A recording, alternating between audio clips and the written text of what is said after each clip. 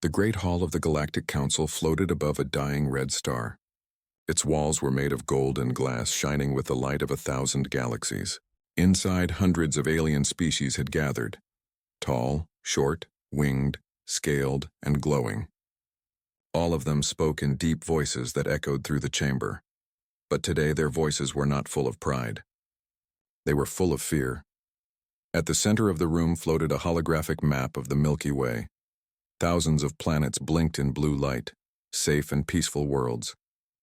But one small part of the map glowed red. Around that red area, huge warning signs pulsed in every known language. Forbidden Zone. A young alien officer named Relon stood among the crowd. He was from the Varn species, tall, silver-skinned, and curious by nature. His race believed knowledge was more powerful than weapons.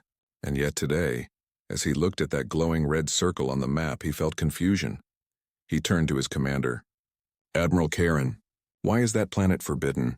The entire hall went silent. The sound of wings, claws, and whispers faded into nothing.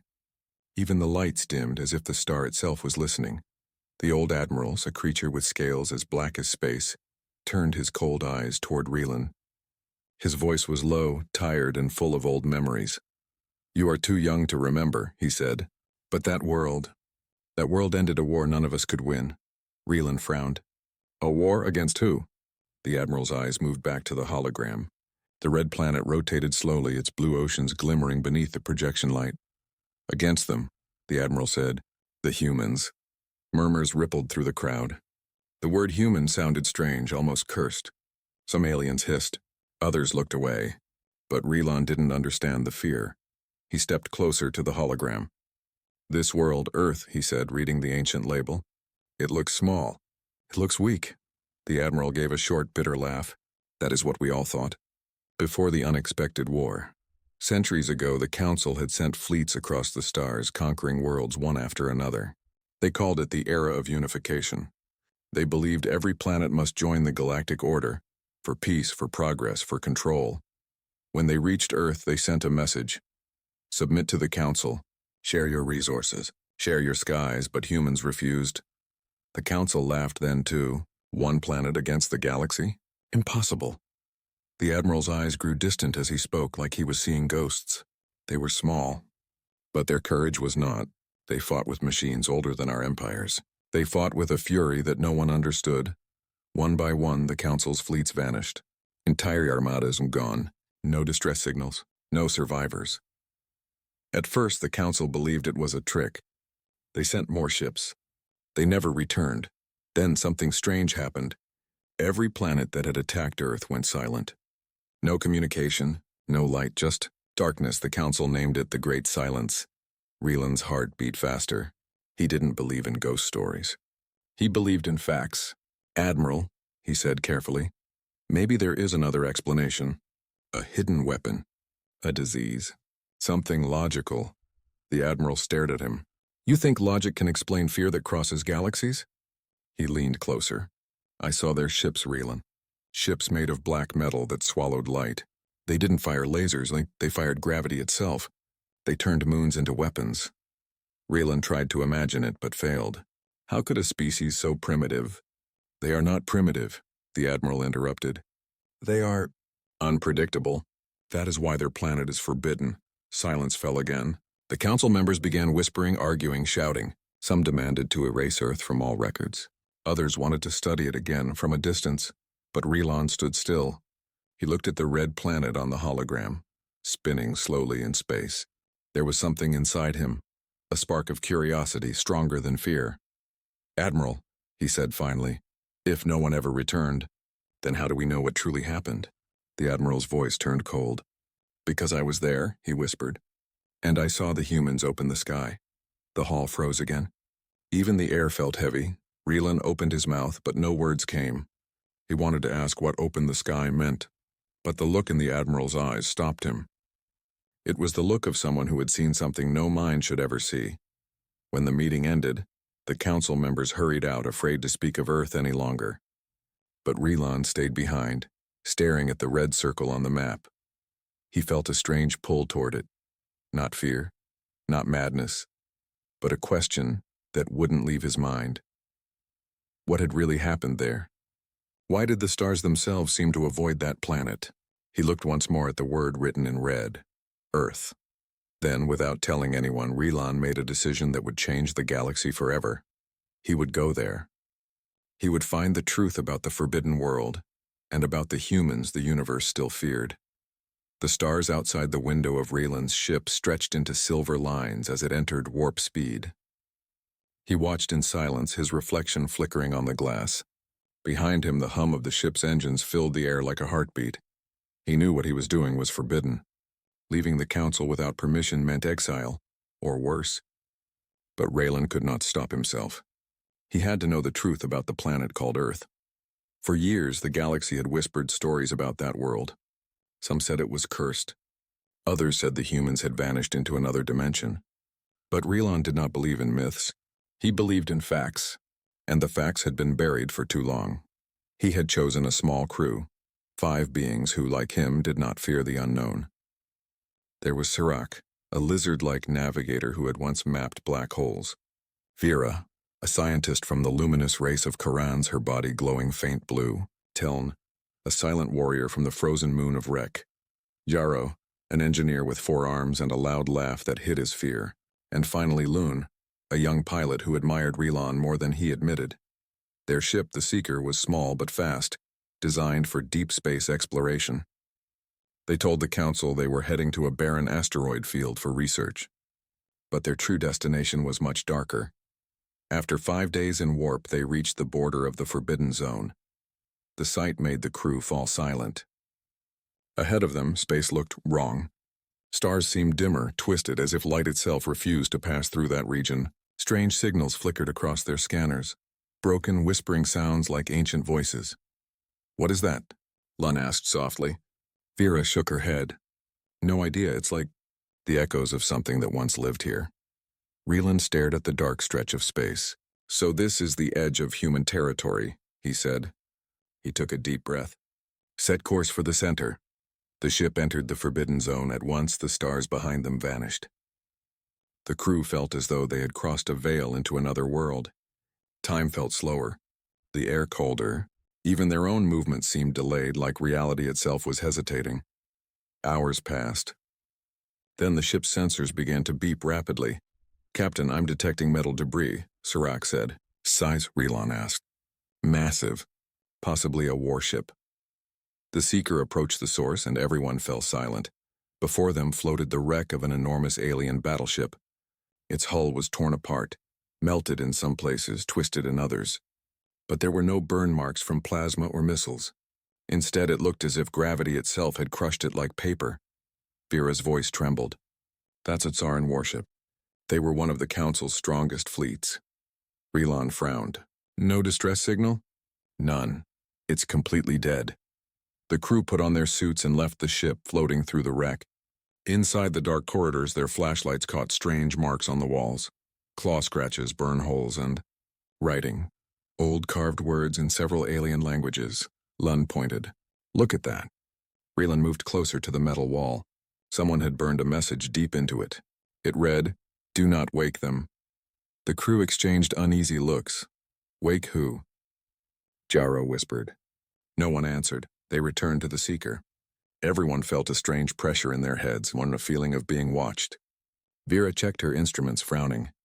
"Captain, there's something nearby. It's moving, very slow." Raylan walked to her console. "Show me." The holographic screen lit up with a faint blue dot, an object ahead of them drifting in silence. They changed course toward it. Minutes later, the fog of cosmic dust parted and the shape appeared. It was another ship, smaller, older, half buried in ice. But this one wasn't alien. The markings on the side were clear even after centuries. Letters from a forgotten language. Raylan read them out loud. "TDS Sentinel." He turned to Vera. "Translate it." Vera's computer beeped and then displayed the result. "Terran defense ship." Everyone went quiet. "This is human," Sirach whispered. "But it's still intact." They docked beside the ancient vessel. Its doors opened easily, too easily. Inside, the air was heavy and cold. Frost covered the walls. There were no bodies, no movement, but every screen inside still glowed faintly with blue light. Lun touched a control panel. It flickered to life and displayed a single message repeating in an endless loop. Warning, do not enter Earth orbit. Containment active. Leave immediately. The words repeated again and again, faster each time until the screen suddenly went black. Jaro jumped back. That's not a system glitch, he said. It's like the ship knows we're here. Then from deep inside the vessel a sound echoed. Slow metallic footsteps. Everyone froze. Vera whispered, "Is someone alive?" The sound stopped. A second later the lights turned on by themselves. On. For days the seeker drifted through the dark. No stars, no signals, and only silence. The closer they got to the center of the forbidden zone, the heavier the space around them felt. Relon sat in the captain's chair, eyes fixed on the window. Somewhere ahead of them was Earth, the planet that every alien feared to name. Lun, the pilot, spoke softly. "Captain, we're close. The system ahead matches the old records." Relon nodded. "Put it on screen." The ship's main display flickered. A small yellow sun appeared, surrounded by 9 dead worlds. The camera zoomed in, and then they saw it. A blue planet, half covered in white clouds, shining like a jewel. It looked peaceful, too peaceful. There were no satellites, no transmissions, no defense grids. Vera leaned forward. "It looks alive, but I detect no cities. No power signals. Nothing mechanical," Sirach hissed softly. Maybe the stories were true. Maybe humans destroyed themselves. Relan shook his head. "No, that's not what the message said." He looked at the screen, eyes narrowing. "Prepare for descent." As the seeker entered the planet's orbit, the ship shook violently. "Gravitational anomaly," shouted Vera. "The field is unstable." Outside, the planet's magnetic waves danced like lightning, blue, green, and red energy twisting through the sky. For a moment, the ship's power dropped to 0. Lun gripped the controls. "We're losing control." "Hold it steady," Raylan shouted. Then, as suddenly as it began, everything went calm. The ship floated smoothly again. Earth filled the entire window now, a world both beautiful and broken. Half the continents were covered in forests and vines. Cities were hidden beneath green and dust. The ocean sparkled, pure and untouched. Vera whispered, "It's like time stopped here."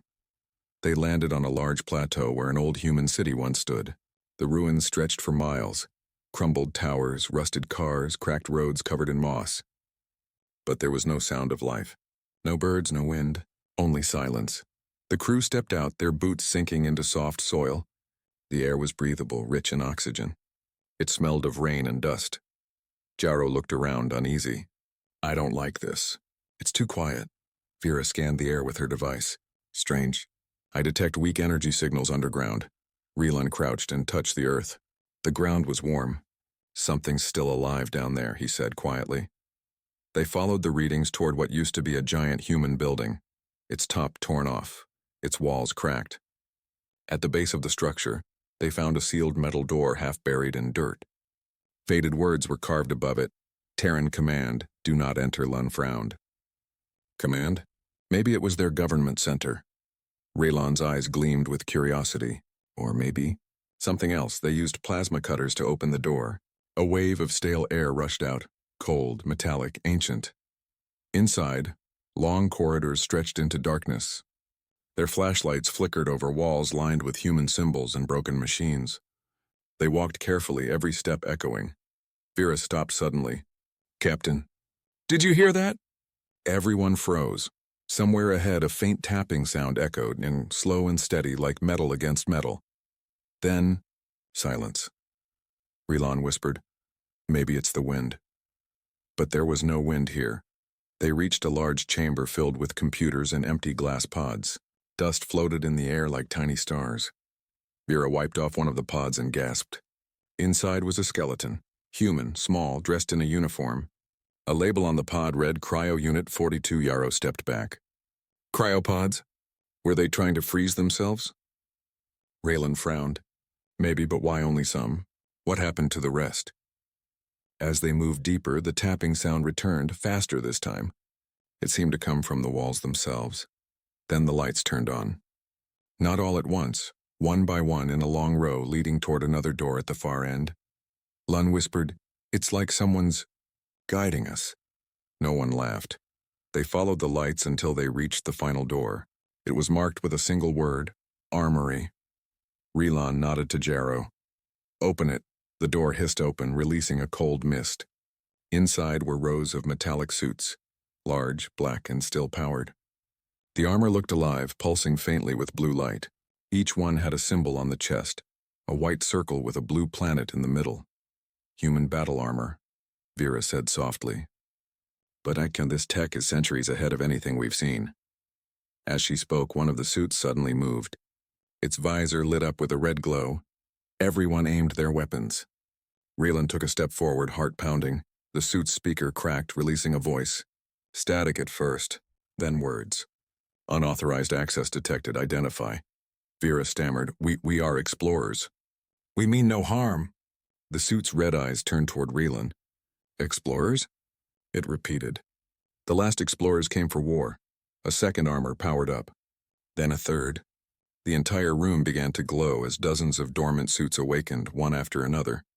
Jarrow shouted, Captain, we need to get out.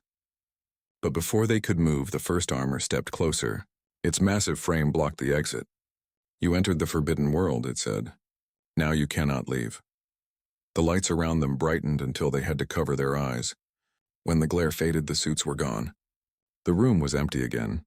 Only a single suit remained standing in the center, perfectly still. Its visor flickered one last time and a new voice spoke, calmer, almost human.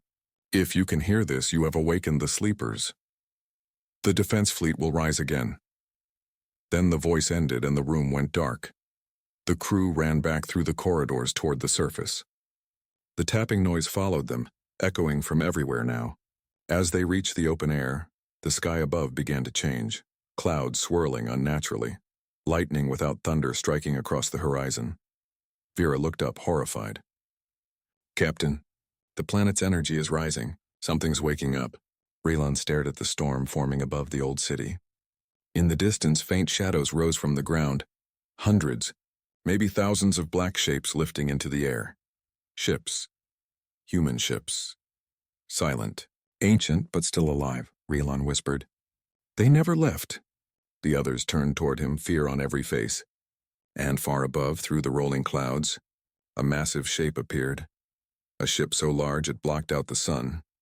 Its name was written in fading white letters along its side. TDF Vanguard. The same insignia glowed again, the blue planet of Earth, and then, from somewhere deep within that enormous ship, a voice echoed across every channel in space. Unknown life forms detected in Terran space. Defense protocol activated. The crew stared in shock as their scanners lit up. Hundreds of human warships powering online. The planet that was supposed to be dead was waking up. The ground shook beneath them. The clouds above twisted into a storm of silver lightning.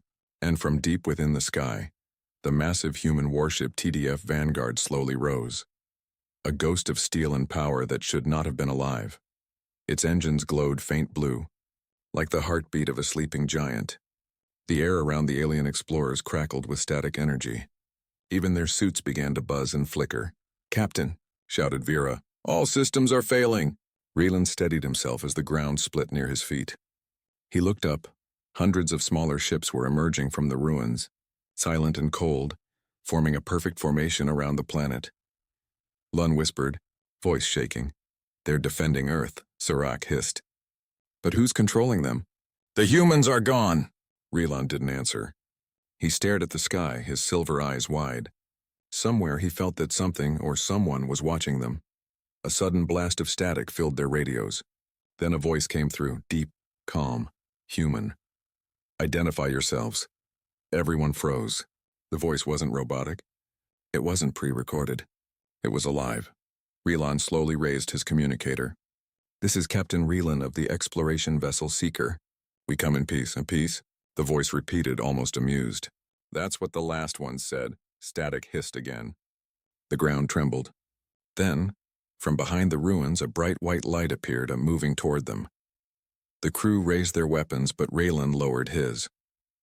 Hold fire, he said quietly. We're being watched. Out of the dust walked a figure, tall, armored, and human. The armor was heavy and black, covered in scratches from long-forgotten battles. The visor glowed a soft blue. None of the aliens spoke. For the first time in their lives, they were staring at a living human. The man stopped a few meters away and studied them silently. When he spoke, his voice carried the weight of ages. "You crossed the line," he said. "This world is forbidden," Relon swallowed hard. "We came only to learn, to understand why your planet is marked as forbidden." The man tilted his head slightly. "Understand? You want to understand why the galaxy fears us?" He stepped closer. The ground vibrated with every movement of his boots. When he spoke again, his voice dropped to a whisper. "Because they tried to erase us, and failed." He removed his helmet. The crew gasped. His face was pale, tired, but unmistakably human. His hair was silver, his eyes a dull blue that seemed to look through time itself. Reland spoke carefully. "Who are you?" The man looked at him for a long moment, then answered, "Commander Elias Kane of the Terran Defense Fleet, Guardian of Earth." The name echoed through their comms. Even their translator systems hesitated as if the name itself carried a warning. Vera stepped forward. "Commander, the Council believes humans disappeared centuries ago. How are you still alive?" Elias looked up at the storming sky. "We never disappeared," he said quietly. "We withdrew." He walked toward the ruined city, motioning for them to follow. They hesitated, then obeyed as they... Centuries ago, before the galaxy trembled at the word Earth, humanity was just another young race among the stars. Curious. Brave. Too curious for their own safety. They built ships faster than light, machines that could terraform worlds and weapons that could split moons apart. At first, the Galactic Council welcomed them. Humans were inventors, traders, explorers. They built colonies across hundreds of systems. But soon their growth frightened the old empires. "Humans multiply like fire," one alien leader warned. "They will burn through the stars." And so the Council made a decision to end humanity's rise before it began. The first attack came without warning. 12 alien fleets and over 1,000 ships appeared in the Sol system. They demanded surrender. Earth refused. Admiral Elias Kane, then a young commander, gave the only answer humans knew. "If you want Earth, you'll have to take it from our ashes." The aliens laughed. They believed the humans were weak, still children of one small planet. But that day they learned the truth. When the fleets entered orbit, the skies of Earth turned black with fire. Cities trembled, oceans boiled, yet the humans did not flee. Instead, they fought back. At first, their weapons were nothing compared to the enemy. Alien warships carried plasma cannons that could destroy continents.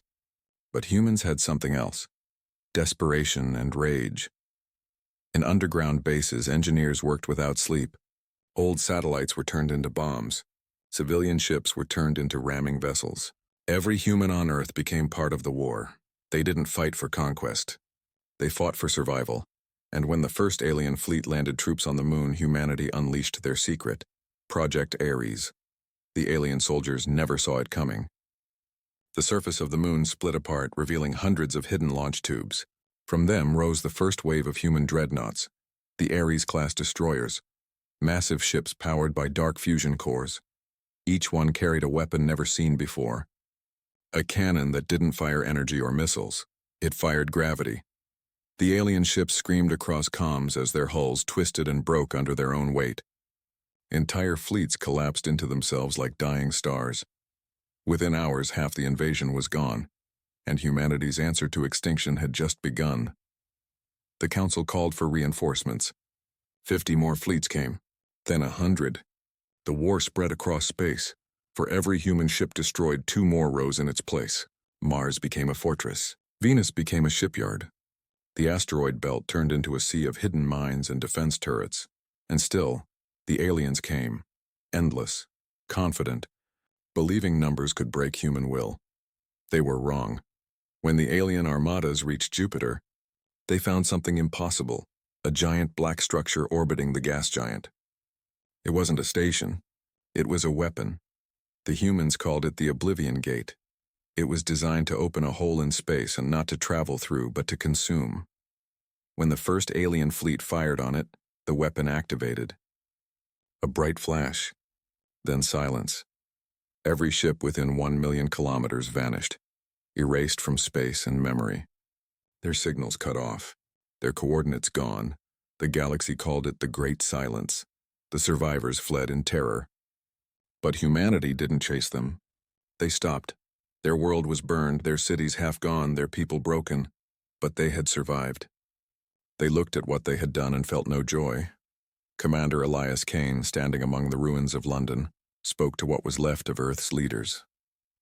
"We could conquer the stars," he said, "but if we do, we become the monsters we fought." So they made a decision that changed history. They built walls of energy around their system, a defense grid so powerful it could erase fleets in seconds. They erased their signal from every galactic network.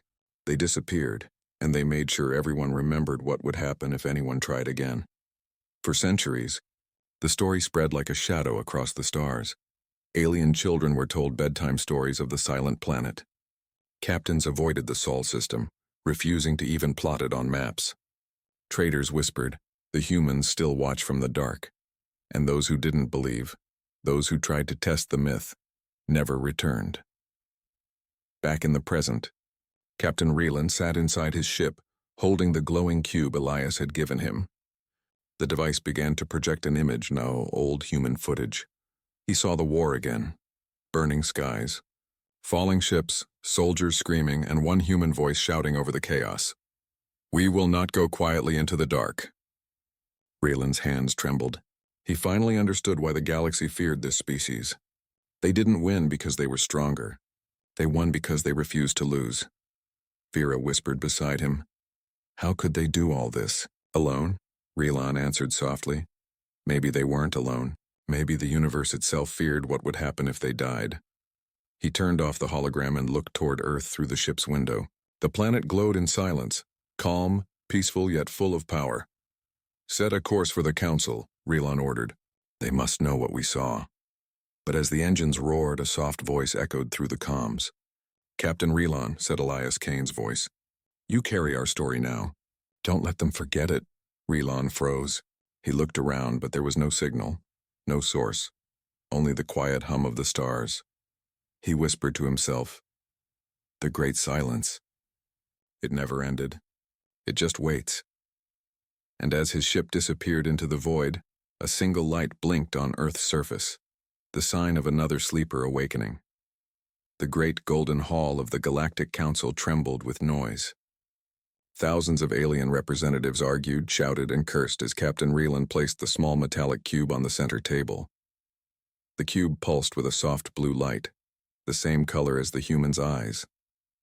When Raylan touched it, the air shimmered, and a hologram appeared above the table.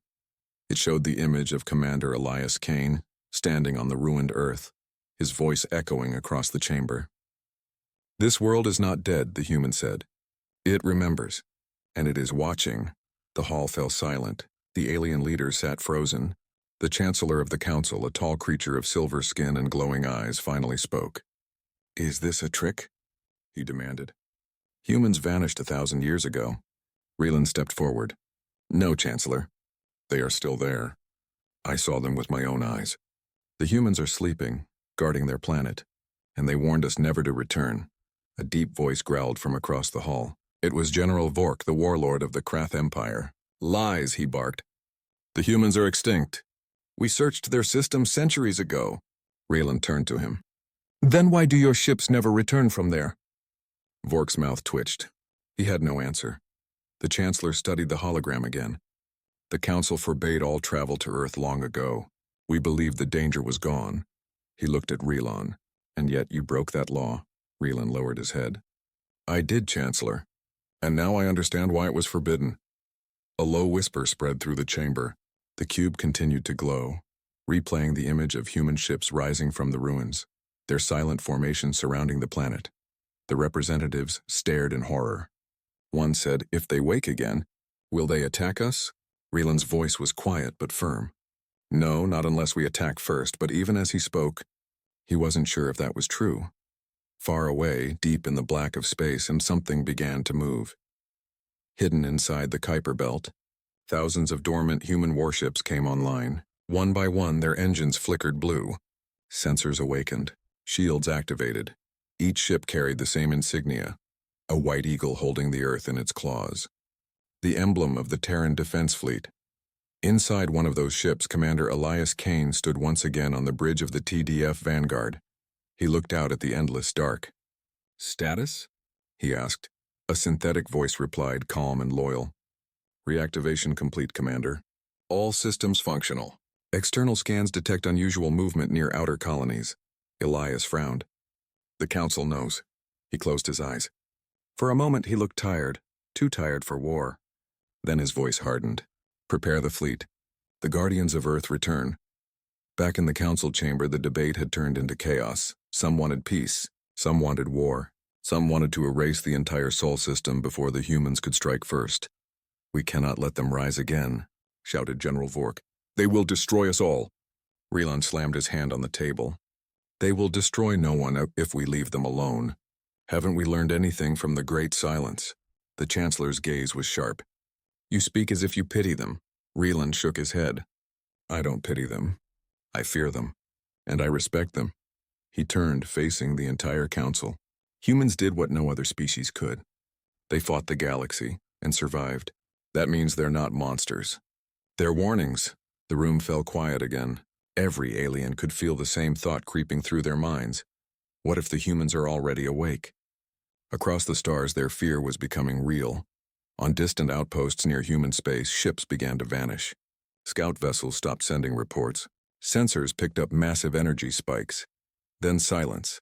The same silence that had once ended fleets. An emergency message reached the Council. Unidentified ships. Black armor. No signals. "They are human." Then static. The Council froze. Relan closed his eyes. "It's too late," he whispered. Commander Elias Kane stood before a massive viewing screen. Outside, the stars stretched like silver fire. He spoke quietly, not to anyone in particular. "They break their promise again. They never learn." His AI, Sarah, responded softly. "Command authorization detected. Shall I awaken the rest?" Elias took a deep breath.